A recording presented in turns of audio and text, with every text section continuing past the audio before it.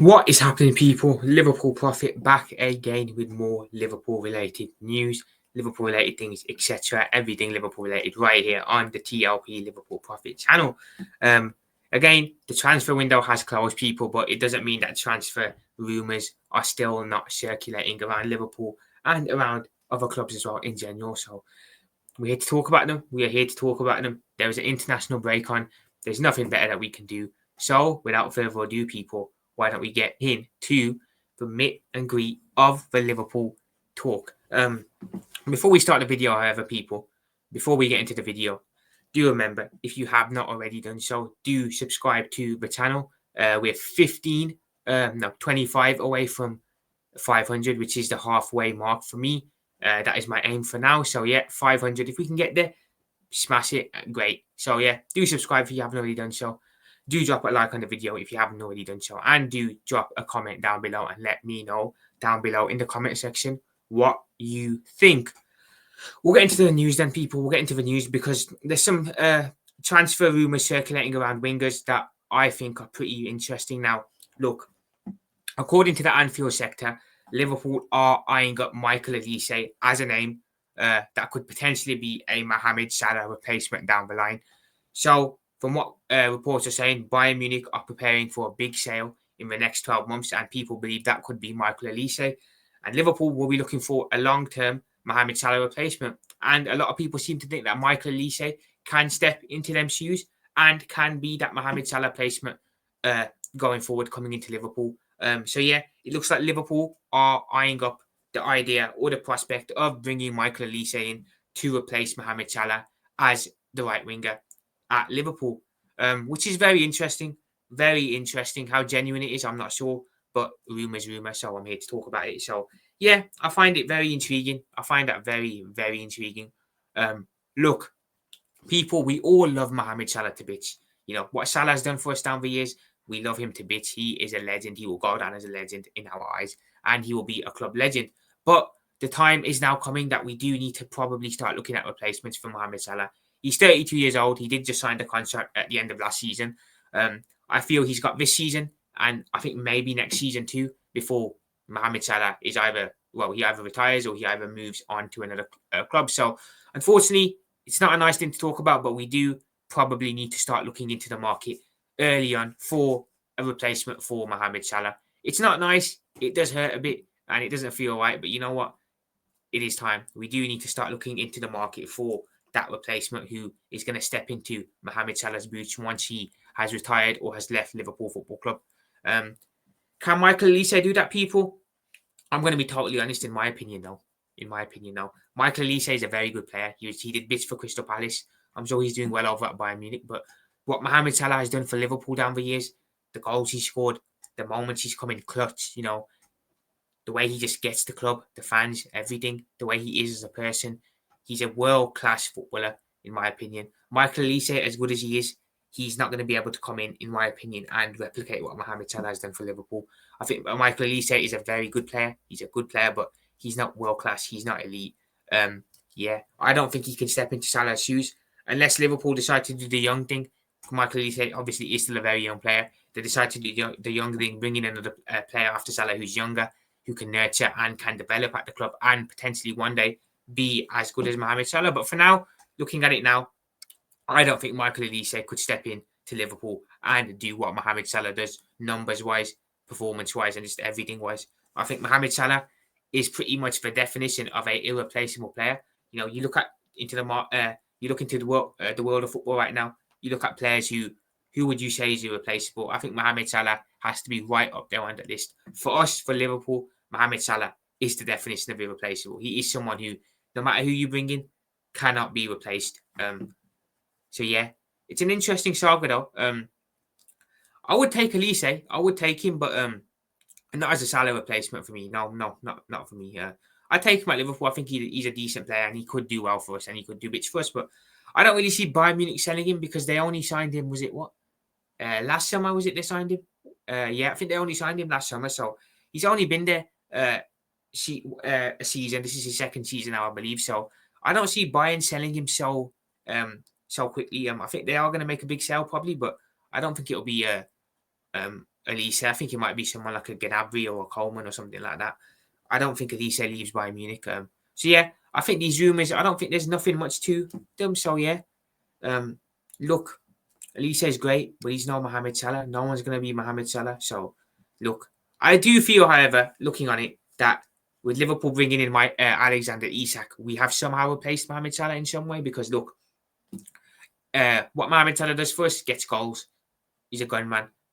Isak is also a gunman. I feel once Salah is gone, the goals will all come from Isak. At the moment, they're going to probably be said, but I feel Isak will make up the goals once Salah is gone, and he will be the Salah replacement. And I think Liverpool will probably get a winger who is like an Olise, maybe someone who's not like a Salah, not who's going to get a lot of goals, maybe someone like a Olise or someone like a Liao. I feel is someone Liverpool will go for, because Isak will make up for numbers that we're going to lose once Salah moves on. So yeah, I do feel Liverpool bringing in Isak was a bit of a smart bet, because I do feel, I kind of feel personally anyway, that he is the Mohamed Salah replacement. He'll make up for the goals, and Liverpool can go get a right winger who can maybe just be someone like a Gakpo-esque or a Ekitike-esque type player, not someone like a Mohamed Salah. So yeah, I think we have got the replacement in Salah already in Alexander Isak, in my opinion. So yeah, obviously, look, it's not nice, but like I said, the time is coming. We are going to need to start looking into the market for replacements for our Egyptian king. But not yet, people. He's still here for another 2 years. Yes, we can plan ahead, but we don't need to properly start looking yet, because Mohamed Salah is still here for another 2 years at least. So yeah, nothing to worry about just yet, but we will need to start looking into it down the future. So yeah, next, people, I wanted to talk about Mark Guehi, the Mark Guehi situation. So from reports that I'm reading, it looks like Liverpool are interested in putting another bid in for Mark Guehi in January. Obviously, Guehi's transfer to Liverpool fell apart on the final day of the deadline window due to Crystal Palace not getting in a replacement. But like I said, I did say I still think Guehi will end up becoming a Liverpool player, and this is where I think he will be. I think in January, if the offer is right, Liverpool should be able to get the job done. It's a weird one, because Liverpool don't usually go big in January. We don't usually sign players in January. It's not a Liverpool thing. So Liverpool going into the market in January does seem a little bit unrealistic. I think maybe next summer is more realistic. But if the offer is right, I do feel we can now get Guehi for a much lower fee. Either way, we're laughing now, people, because we're not going to have to spend 35 million on him. We can get him for a much, much lower fee in January, or even next summer. We can just get him on a free transfer, people. So we're laughing at this point. We are laughing. Palace have really, really screwed themselves in the backside here. Liverpool, either way now, we get him for a lower fee or we get him on a free transfer. So we've won either way in this saga. And it looks like Liverpool are interested in getting the signature of Mark Guehi done in January, which I think is a good idea. Because look, Guehi now going back to Crystal Palace, prior to the Liverpool transfer, he was giving 100%. Yes, he had his mind on Liverpool, but he didn't let it affect him. He played his game under the impression that he was going to leave for Liverpool in the summer and get his big move. Now, Guehi's big move has fallen apart. Palace have pretty much forced him to stay against his will. Oliver Glasner's pretty much forced him to stay against his will.